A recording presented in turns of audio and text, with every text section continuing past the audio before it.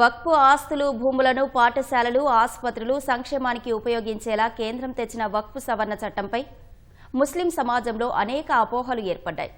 ముస్లింలో వెనుకబడిన వర్గాలు, మహిళల సాధికారత కల్పించేందుకు చట్టంలో సవరణలు చేయడంపైన అనుమానాలు నెలకొన్నాయి. వక్ఫ్ బోర్డులో ముస్లిమేతరులకు చోటు కల్పించడంపైన వ్యతిరేకత వ్యక్తమవుతోంది. ఈ అనుమానాల్లో నిజమెంత, అసలు వాస్తవాలేమిటి అనేది ఒకసారి పరిశీలిద్దాం. అల్లాహ్కే అంకితం చేసిన మసీదులు, మదర్సాలు, కబ్రస్థాన్లను వక్ఫ్ సవరణ చట్టం ద్వారా ప్రభుత్వం స్వాధీనం చేసుకుంటుందా? వక్ఫ్ సవరణ చట్టంలో అలాంటి నిబంధనలు ఏమీ లేవు. ఇప్పటికే ఉన్న మసీదులు, మదర్సాలు, కబ్రస్థాన్ల విషయంలో చట్టం ఎలాంటి జోక్యం చేసుకోదు. ప్రభుత్వ ఆస్తి లేదా వివాదాస్పద ఆస్తి అయితే తప్ప సవరణ చట్టం అమల్లోకి రాకముందే వక్ఫ్ ఆస్తిగా నమోదైనవి అలాగే కొనసాగుతాయి. వాటిల్లో ఎలాంటి మార్పులు ఉండవు. వక్ఫ్ సవరణ చట్టం ద్వారా కలెక్టర్కు ఏకపక్ష అధికారాలు దక్కుతాయా? సవరణ చట్టం నిబంధనల ప్రకారం సర్వే కమిషనర్ స్థానాన్ని కలెక్టర్తో భర్తీ చేయడం వల్ల పారదర్శకత పెరుగుతుంది. ముస్లిం సమాజం ఎలాంటి ప్రభావానికి గురికాదు. ఒకవేళ వక్ఫ్ ఆస్తి ప్రభుత్వ ఆస్తి కనుక అయితే కలెక్టర్ కంటే సీనియర్ అధికారి దానిపై విచారణ చేపడతారు. సవరణ చట్టం ముస్లిం మత వ్యవహారాల్లో జోక్యం చేసుకుంటుందా? సవరణ చట్టంలో ఏ భాగము ముస్లింల మత స్వేచ్ఛలో జోక్యం చేసుకోదు. చట్ట సవరణ ఉద్దేశం వక్ఫ్ను మరింత ప్రయోజనకరంగా మార్చి పేదలు, అణగారిన వారికి లబ్ధి చేకూర్చడమే.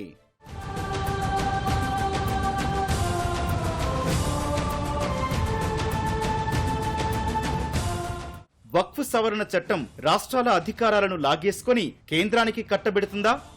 వక్ఫ్ సవరణ చట్టం నిబంధనల ప్రకారం వక్ఫ్ బోర్డును ఏర్పాటు చేసే అధికారం రాష్ట్ర ప్రభుత్వానికి ఉంది. దానికి కార్యనిర్వాహక అధికారిని కూడా నియమించవచ్చు. వక్ఫ్ బోర్డు నిర్వహణకు నిబంధనల రూపకల్పన, బడ్జెట్ ఆమోదం, వక్ఫ్ ఆస్తులపై నోటిఫికేషన్ విడుదల, వక్ఫ్ ట్రైబ్యునల్ ఏర్పాటు అధికారం కూడా రాష్ట్రానికే ఉంటుంది.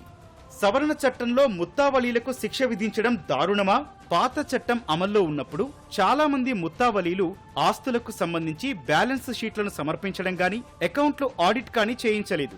గత చట్టంలో కూడా ముత్తావలీలకు జరిమానా, జైలు శిక్ష విధించే నిబంధనలు ఉన్నాయి. ఇప్పుడు చేసిన సవరణలో జరిమానాను మాత్రమే పెంచారు. జైలు శిక్ష పరిమితిని మాత్రం పెంచలేదు. అగాఖానీలు, బొహ్రాలకు ప్రత్యేక వక్ఫ్ బోర్డు ప్రతిపాదించడం ముస్లింలలో విభజన తెస్తుందా? ముస్లింలలో వెనకబడిన తరగతులు, మహిళలు, షియాలు, బొహ్రా, అగాఖానీల ప్రాతినిధ్యం పెంచేందుకే వక్ఫ్ సవరణ చట్టం చేశారు. అవసరమైన పక్షంలోనే బొహ్రాలు, అగాఖానీలకు ప్రత్యేక బోర్డు ఏర్పాటు చేసే అధికారం రాష్ట్ర ప్రభుత్వానికి సవరణ చట్టం కల్పిస్తుంది.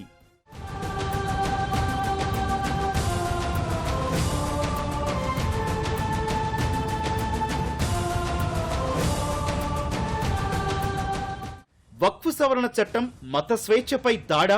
చట్టం ఇస్లాం సిద్ధాంతాలకు అనుగుణంగానే ఉంది. ఆస్తికి చట్టబద్ధమైన యజమానులైన ముస్లింలు మాత్రమే తమ ఆస్తిని వక్ఫ్గా ఇవ్వడానికి అర్హులు. సదరు ఆస్తిలో మహిళలు, పిల్లలు, కుటుంబ సభ్యుల హక్కును కాదని ఎవరూ వాటిని వక్ఫ్ ఆస్తులుగా ప్రకటించలేరని చట్టం స్పష్టం చేస్తోంది. ముస్లిమేతరులను బోర్డులో చేర్చడం అంటే బోర్డును బలహీనపరచడమా? ముస్లిమేతరులను సభ్యులుగా చేర్చడం వెనుక ఉద్దేశం వక్ఫ్ ఆస్తుల నిర్వహణను మరింత మెరుగుపరిచేందుకే. రాష్ట్రాల వక్ఫ్ బోర్డుల్లోని 11 మంది సభ్యుల్లో 3, కేంద్ర వక్ఫ్ కౌన్సిల్లోని 21 మంది సభ్యుల్లో 4 మాత్రమే ముస్లిమేతరులు ఉంటారు. ఎక్స్ అఫీషియో సభ్యుడు కూడా వారిలో కలిసే ఉంటారు. సచార్ కమిటీ, రంగనాథ్ మిశ్రా వంటి కమిటీల మాదిరిగానే అన్ని కమిటీలు ముస్లింలకు సాయం చేయడానికి ఉద్దేశించినవే. వక్ఫ్ ట్రైబ్యునల్ అధికారాలకు కొత్త చట్టంలో కత్తెర వేశారా? వ్యక్తుల ఆస్తులను వక్ఫ్ ఆస్తులుగా లాక్కునే సందర్భంలో సివిల్ కోర్టులు, హైకోర్టులకు వెళ్లే అవకాశాన్ని సవరణ చట్టం కల్పిస్తుంది. వక్ఫ్ బోర్డు అధికారాలను తగ్గించి బలహీనపరిచారా? ఎలాంటి రుజువు లేకుండా ఏదైనా ఆస్తిని వక్ఫ్ ఆస్తిగా పేర్కొనడం వివాదాలకు, సామాజిక ఉద్రిక్తతలకు కారణమైంది. అలాగే వక్ఫ్ చట్టం 1995లోని సెక్షన్ 108A తొలగించడం వల్ల వక్ఫ్ చట్టం ఇతర చట్టాలకు అతీతంగా కాకుండా సమన్వయంగా ఉంటుంది. వివాదాలు తగ్గుతాయి.